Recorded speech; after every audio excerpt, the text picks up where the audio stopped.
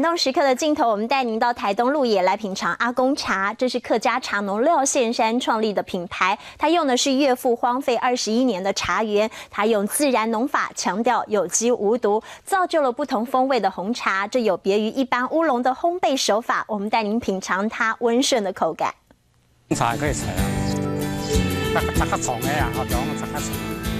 台东的福禄茶区一家3代一起种茶，种出了名气响叮当的好茶。不过这可是花了一番功夫。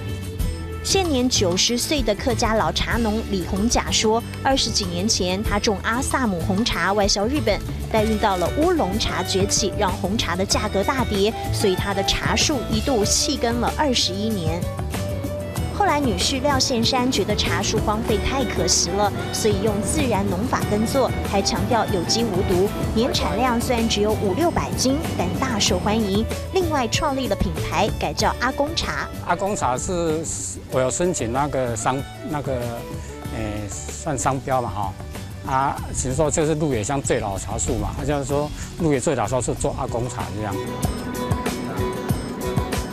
用客家不服输的应景精神，把茶园由黑翻红。为了让鹿野茶更有竞争力，除了阿萨姆红茶，它也种植了金萱，还有乌龙。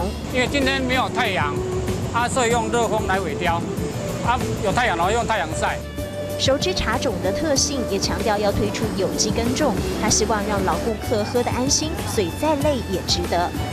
廖宪山还跟农会一同推广，让乌龙不只是乌龙，利用不同的烘焙技术，让它变成了鹿野独家的红乌龙。今天这个茶叶有给那个虫吃了，做红乌龙比较适当，所以说我们今天茶叶是要做红乌龙，做起来它的香味会有蜜香味道。红乌龙口感独特，而阿公茶是经过休养生息的老茶树所制成的，所以喝起来甘甜又温和。阿公茶的红茶也都起起来像有个呢。 蜂蜜的咪咪丝，里面的水果酸。荒废的茶园经过廖宪山一番整顿，在红茶市场上再度打响名号。